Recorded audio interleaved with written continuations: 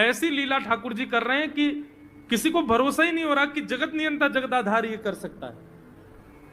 बोले ठाकुर जी क्या करते हैं? बोले ये मत पूछो क्या करते हैं, यूं कह रहे हैं क्या नहीं करते। जो माता पिता अपने बालकों को बहुत उद्यमी समझते हैं,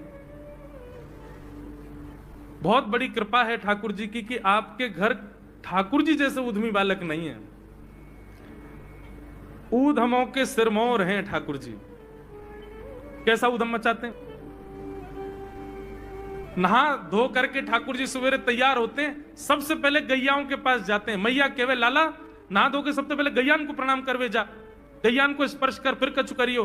ठाकुर जी गैयाओं को प्रणाम करने जाते हैं। जैसे ही देखते हैं कि कोई गैया बैठी है, सो ठाकुर जी कहें अरे अरे मैया या गैया को आलस आ गयो, या को आलस दूर कर दूं। सो बैठी हुई गैया के ठाकुर जी सींग पकड़ लेते हैं और सींग पकड़ करके अपनी ओर खींचते हैं। दूसरी तरफ से सींग बलराम जी पकड़ लेते हैं। अब ऐसे सींग पकड़ करके ऐसे ऐसे गैया के सींग हिलाते हैं। अब बैठी रहती गैया थोड़ी देर तो कोई बात नहीं, जैसे जोर जोर से हिलाना प्रारंभ करते हैं सोई गैया खड़ी हो जाती है। और जैसे गैया खड़ी होती ठाकुर जी लटक जाते हैं सींगों से। अब ठाकुर जी को तो बढ़िया झूला बन गया, गैया की सींगन पे झूल रहे हैं। थोड़ी देर तो गैया इधर से उधर ठाकुर जी को झुलाती रहती है, लेकिन थोड़ी देर बाद जैसे ही ठाकुर जी की पकड़ कमजोर होती है, गैया को पता चल जाए कि अब लाला गिरवे वार है, तो गैया भी इतनी चतुर कि वो गोबर में ही जाके खड़ी हो गए। ठाकुर जी के इन्हें आगे कुछ चल, मैं गोबर में जाऊंगा। गैया के ना अब तो मैं यही खड़ी रहूंगी, तुम गोबर में ही गिरो।